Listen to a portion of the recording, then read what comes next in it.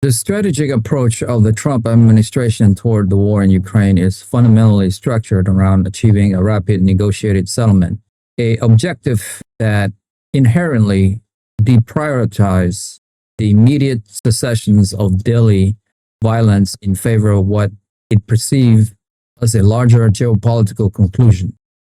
This policy is anchored in a doctrine that views the conflict as a debilitating stalemate, one that exhausts American military resources and financial reserves while diverting focus away from what is considered the primary strategic challenge, namely competition with China.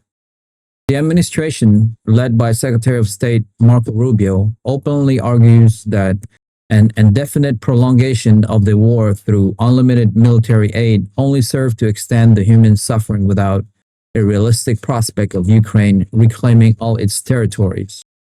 This calculus results in a stance where ongoing casualties are accepted as an unavoidable reality on the path to a settlement that the White House believes is inevitable.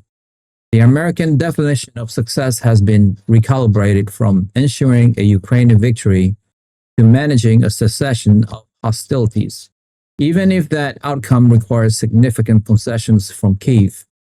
A central pillar of this philosophy is the American First Principle, which applies a stringent cost-benefit analysis to continued military assistance.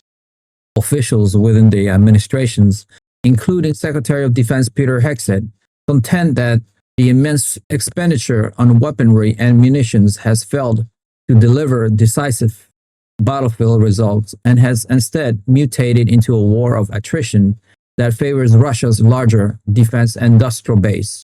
There is a prevailing belief that these vast financial outlays could be more effectively directed toward domestic priorities or to strengthening American military assets in the Indo-Pacific region to counter Chinese influence.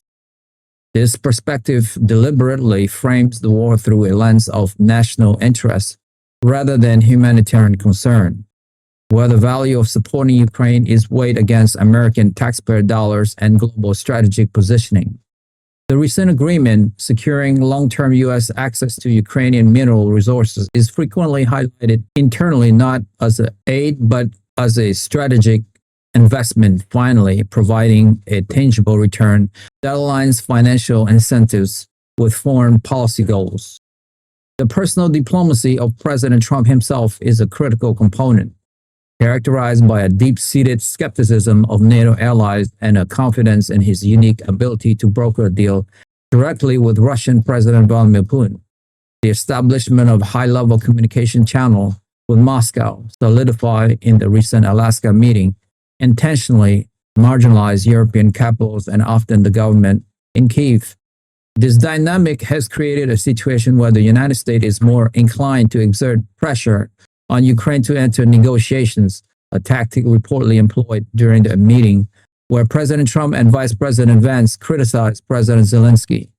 The administration perceived European nations as benefiting from American security guarantees without proportionate burden sharing and is adamant that wealthier NATO members must drastically increase their own contributions. The potential for a historic deal struck personally between Trump and Putin is seen as a monumental achievement that would overshadow the specifics of the agreement and fulfill a potent campaign promise, a domestic political motivator that carries significant weight in policy deliberation. Furthermore, the composition of the president's cabinet reinforced this strategic direction. Key figures hold positions that are inherently skeptical of prolonged American military engagement abroad. Secretary of Defense Peter Hegseth has a documented history of criticizing what he terms endless war and nation-building project. Director of National Intelligence Tulsi Gabbard has publicly expressed non-interventionist views and caution against actions that provoke Russia. While not directly shaping Ukraine policy, other cabinet-level officials contribute to an ideological environment that is broadly hostile to extensive foreign intervention.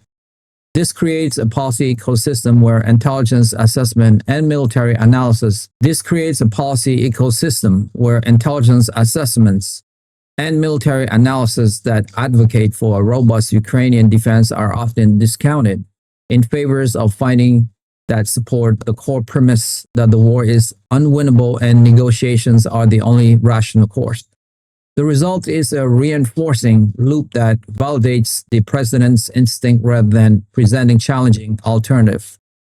Ultimately, the administration's policy is driven by a conviction that the war in Ukraine is a secondary theater when compared to other global conflicts and strategic priorities. The intense focus on the tense situation between Israel and Iran, coupled with the desire to avoid any escalation that could draw the United States into a direct confrontation with a nuclear-armed Russia, has diverted high-level attentions and resources. The prevailing view from the White House is that European security is primarily a responsibility for European nations, and the American role should be that of an arbiter, not the primary military patron. This explains the measured, often delayed response to Russian offensive operations and a distinct reluctance to approve the transfer of weapon systems capable of striking deep inside Russian territory.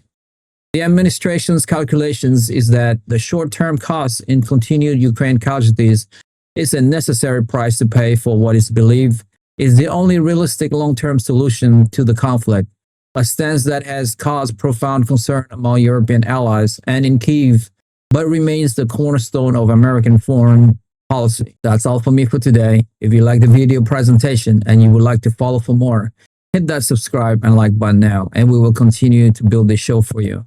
Thank you to all of you guys who have subscribed. It means a lot to me. Thank you so much. I will see you soon. Bye for now.